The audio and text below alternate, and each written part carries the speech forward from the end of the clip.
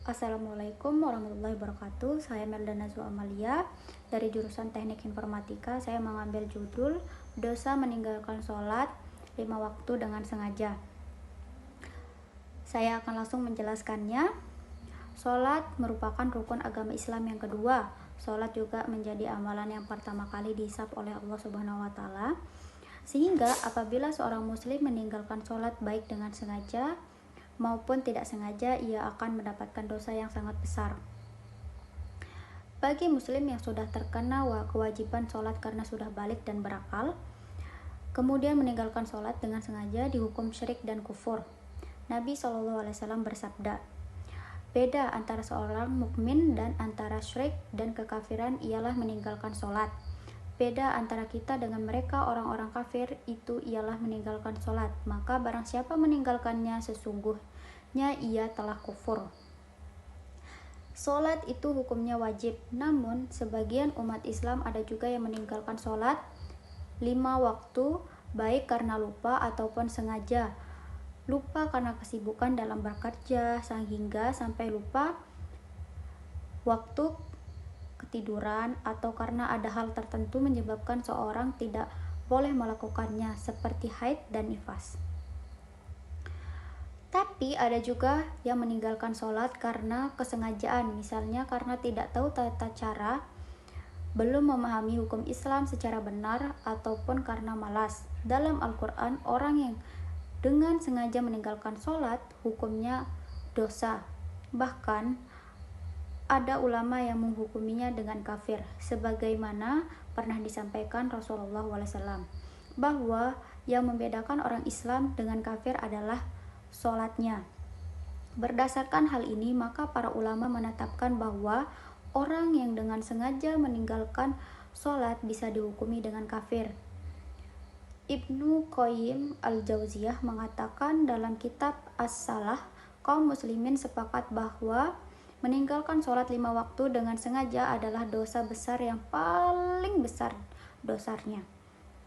Lebih besar dari dosa membunuh, merampas harta orang lain, berzina, mencuri, dan minum-minum keras. Selain itu, dalam sebuah riwayat disebutkan bahwa orang yang meninggalkan sholat termasuk orang kafir. Perjanjian antara dengan mereka orang kafir bahwa mengenai sholat, barang siapa meninggalkannya maka dia kafir. Dan Ibnu Majah, Imam Ahmad juga meriwayatkan dalam hadisnya yang lain, siapa yang menjaga sholat 5 waktu baginya cahaya, bukti dan keselamatan pada hari kiamat. Siapa yang tidak menjaganya maka ia tidak mendapatkan cahaya, bukti dan juga tidak mendapatkan keselamatan pada hari kiamat. Ia akan bersama Qarun, Fir'aun, Haman dan Ubay bin Khalaf.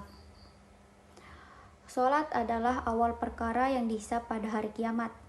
Samir Al-Qarni dalam dahsyatnya sholat subuh menjelaskan, sholat adalah perkara yang pertama kali dihisab kelak di hari kiamat.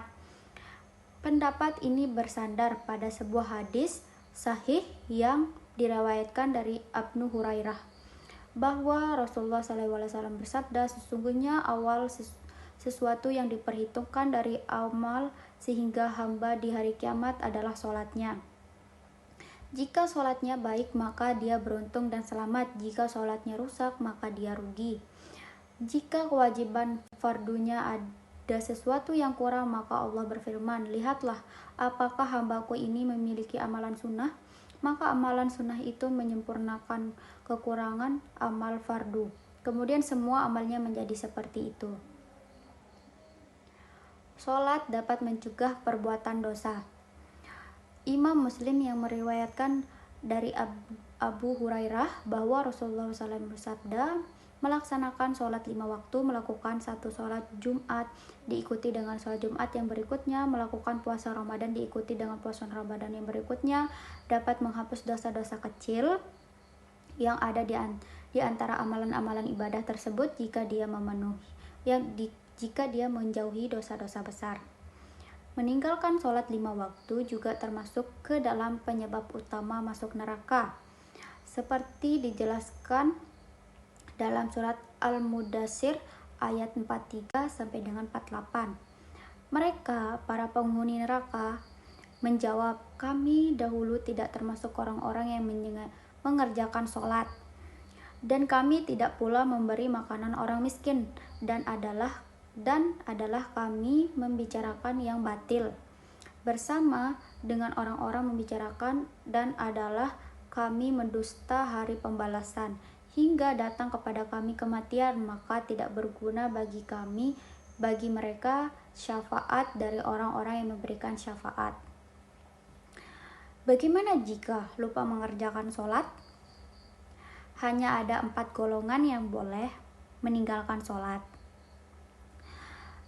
yakni wanita haid atau nifas, orang gila, anak yang belum balik, dan orang yang tidak memeluk agama Islam. Apabila seseorang lupa mengerjakan sholat tersebut, maka Rasulullah SAW berpesan agar mengerjakan ketika ingat. Sekian dari saya. Wabillahi taufiq wal hidayah. Assalamualaikum warahmatullahi wabarakatuh.